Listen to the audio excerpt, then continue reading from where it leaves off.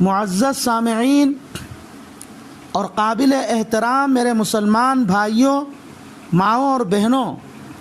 آپ تقریباً پچھلے 4 دنوں سے قرآن حدیث کی روشنی میں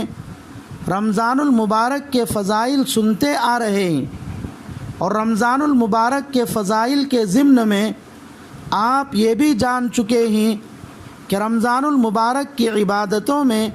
ایک اہم عبادت روزہ ہے، اور روزے کو عربی میں صومن یا صیامن کہتے ہیں۔ صومن یا صیامن کے معنی لغت یعنی ڈکشنری میں رکنا ہے، اور شریعت میں صبح صادق سے غروب آفتاب تک عبادت کی نیت سے کھانے پینے اور ہم بستری کرنے سے رکے رہنے کو صوم یا صیام کہتے ہیں۔ اسلام میں روزے کی بڑی اہمیت ہے، کیونکہ روزہ اسلام کے ان 5 بنیادی ارکانوں میں ایک اہم رکن ہے، جس کو مانے بغیر آدمی مسلمان ہو ہی نہیں سکتا۔ اور روزوں کی 3 قسمیں ہیں: نمبر 1 فرض، نمبر 2 واجب، نمبر 3 نفل۔ رمضان المبارک کا روزہ فرض ہے، اور رمضان کے روزوں کی فرضیت قرآن، حدیث اور اجماع امت سے ثابت ہے۔ اس لیے رمضان المبارک کے روزوں کی فرضیت کو انکار کرنے والا آدمی کافر ہے، اور رمضان المبارک میں بغیر شرعی عذر کے روزہ چھوڑنے والا یعنی روزہ نہ رکھنے والا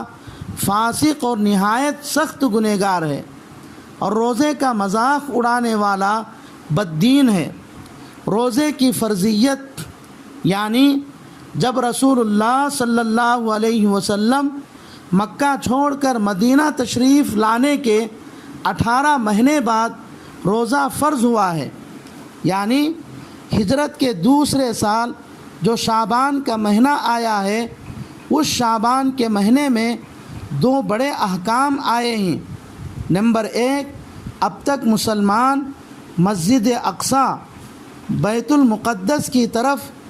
رخ کر کے نماز پڑھتے تھے، لیکن رسول اللہ صلی اللہ علیہ وسلم کی دلی تمنا یہ تھی کہ نماز میں قبلہ مسجد اقصی کے بجائے کعبۃ اللہ ہونی چاہیے۔ اسی وجہ سے رسول اللہ صلی اللہ علیہ وسلم بار بار آسمان کی طرف چہرہ اٹھا کر دیکھتے تھے، شاید اب اللہ کی طرف سے بیت المقدس چھوڑ کر کعبۃ اللہ کی طرف رخ کر کے نماز پڑھنے کا حکم ملے یا اب ملے۔ آخرکار جب ہجرت کے دوسرے سال شعبان کا مہینہ آیا تو ایک دن ہمارے نبی صلی اللہ علیہ وسلم اور آپ کے جانثار صحابہ عصر کی نماز میں تھے۔ اللہ کی طرف سے حکم آیا، اے نبی جی اب ہی سے اپنا رخ نماز میں کعبۃ اللہ کی طرف کر لیجئے، اور اس کے بعد ہمیشہ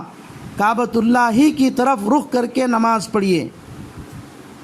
خلاصہ کلام یہ ہے کہ پہلا کام ہجرت کے دوسرے سال شعبان کے مہینے میں تحویل قبلہ یعنی بیت المقدس کے بجائے کعبۃ اللہ کی طرف رخ کر کے نماز پڑھنے کا حکم آیا۔ دوسرا کام رمضان المبارک کے روزے فرض کر دیے گئے۔ یہاں ایک چھوٹا سا ڈاؤٹ آ سکتا ہے۔ ڈاؤٹ یہ ہے کہ جب روزے ہجرت کے دوسرے سال فرض ہوئے ہیں تو کیا حضور صلی اللہ علیہ وسلم اس سے پہلے بھی روزے رکھتے تھے یا نہیں رکھتے تھے؟ اس کا جواب یہ ہے، ہاں، حضور صلی اللہ علیہ وسلم اور آپ کے صحابہ رمضان کے روزے فرض ہونے سے پہلے بھی یوم عاشوراء یعنی محرم کی 10ویں تاریخ کا روزہ اور ایام بیض یعنی ہر مہینے کے چاند کی 13، 14 اور 15 تاریخوں میں روزہ رکھتے تھے۔ یہاں ایک دوسرا سوال یہ ہے کہ رمضان کے روزے فرض ہونے سے پہلے بھی جب آپ یوم عاشورہ اور ایام 20 کے روزے رکھتے تھے تو کیا وہ روزے فرض تھے یا نفل؟ اس کا جواب یہ ہے کہ اس بارے میں فقہا کا اختلاف ہے۔ بعض فقہا کے نزدیک رمضان کے روزے فرض ہونے سے پہلے یوم عاشورہ اور ایام 20 کے روزے فرض تھے، اس لیے رسول اللہ صلی اللہ علیہ وسلم اور آپ کے صحابہ پابندی سے رکھتے تھے۔ لیکن بعض فقہا کے نزدیک یہ روزے نفل تھے، چونکہ رمضان کے روزے فرض ہونے سے پہلے کوئی روزہ فرض نہیں تھا۔ البتہ رسول اللہ صلی اللہ علیہ وسلم اور آپ کے صحابہ چونکہ روزے رکھنے میں جسمانی اور روحانی فائدے تھے، اس لیے پابندی کے